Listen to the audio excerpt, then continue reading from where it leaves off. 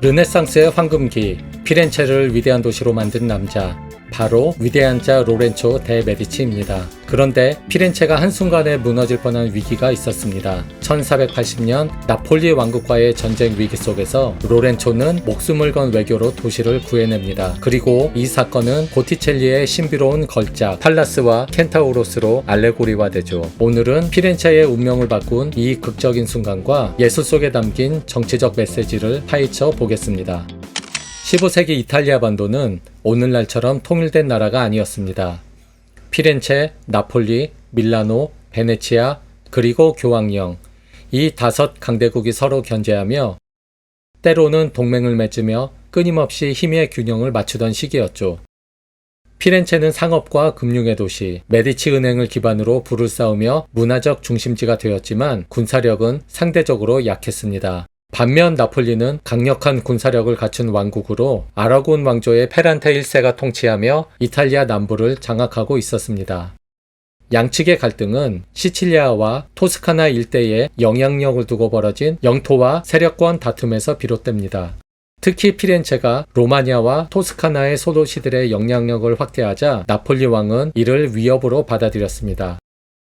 게다가 교황 식스토 4세는 자신의 조카를 피렌체 대주교로 임명하므로 동생 줄리아노를 피렌체의 대주교로 앉히려 했던 로렌초와 충돌하게 됩니다. 한편 전통적으로 피렌체의 유력 가문이었던 파치, 살비아티, 리아리오 가문 등은 새롭게 피렌체를 통치하던 메디치 가문에 불만을 품고 있었고 이들을 몰아낼 음모를 꾸미고 있었습니다. 그리고 식스토 4세는 이들 가문의 계획을 뒤에서 지원하기로 했죠. 1478년 4월 26일 쿠데타는 일어났습니다. 하지만 로렌초 데 메디치를 죽이지 못한 채 이 쿠데타는 실패하고 맙니다.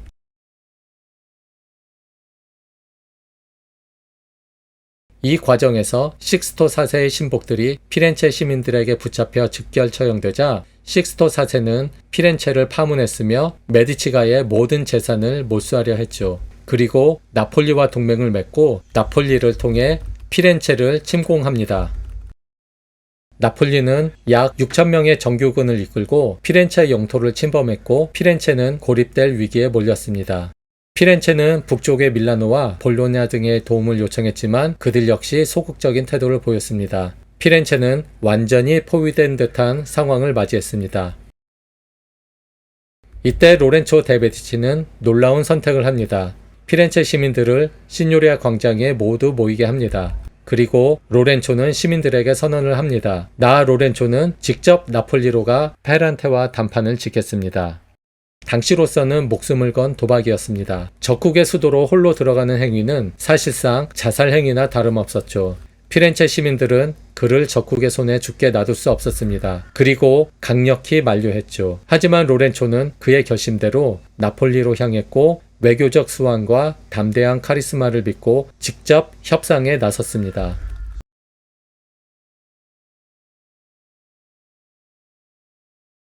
로렌초는 나폴리 왕 피란테 앞에서 피렌체를 짓밟는 것은 이탈리아 전체의 균형을 무너뜨리는 행위라며 강력히 호소했습니다. 적진에 직접 들어온 그의 대단함, 침착한 태도와 설득력은 결국 페란테의 마음을 움직였죠. 1479년 12월 나폴리에 들어간 이후 1480년 4월 로렌초는 피렌체로 살아 돌아왔습니다. 그리고 그의 손에는 전쟁으로 잃은 땅을 되돌려준다는 평화 조약도 함께 들려져 있었죠. 이 조약으로 피렌체는 절체절명의 위기에서 벗어나 다시 르네상스 문화를 꽃피울 수 있는 계기를 만들었습니다. 이 순간이야말로 로렌초가 위대한 자라는 별명을 얻게 된 결정적 이유였죠.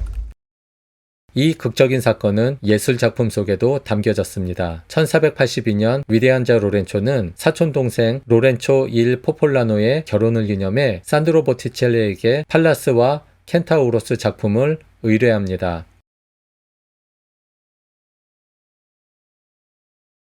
결혼 선물이자 동시에 메디치가 추구하는 정치적, 문화적 이상을 상징하는 작품이었던 거죠. 이 그림에서 오른편에 서 있는 인물이 바로 팔라스 아테나, 즉 지혜와 문명의 여신입니다. 그녀는 전쟁의 신이기도 하지만 이 작품에서는 무기가 아닌 지혜와 이성을 상징하는 모습으로 등장합니다. 머리에는 월계수 잎으로 만든 관을 쓰고 있는데 이는 메디치 가문과 직접 연결됩니다. 왜냐하면 로렌초라는 이름이 바로 라우렐과 같은 어원을 갖고 있어 그림 속 팔라스는 사실상 로렌초 대 메디치의 이상화된 모습으로 해석되고 있기 때문입니다.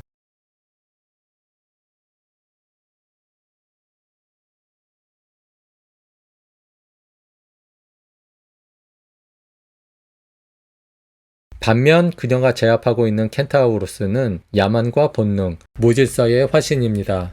켄타우로스는 반은 인간, 반은 짐승으로서 이성적 사고보다 폭력과 욕망에 지배되는 존재입니다. 이는 당시 피렌체를 위협했던 외부의 군사적 힘, 특히 나폴리와 같은 강력한 군사국가를 은유한다고 볼 수 있습니다. 팔라스가 켄타우로스의 머리카락을 움켜쥔 채 제압하고 있는 장면은 단순한 승리의 포즈가 아닙니다. 이성이 야만을 길들이고 문명이 혼돈을 제어한다는 알레고리적 메시지가 강하게 담겨 있는 것이죠. 또 하나 흥미로운 요소는 배경에 보이는 작은 배입니다.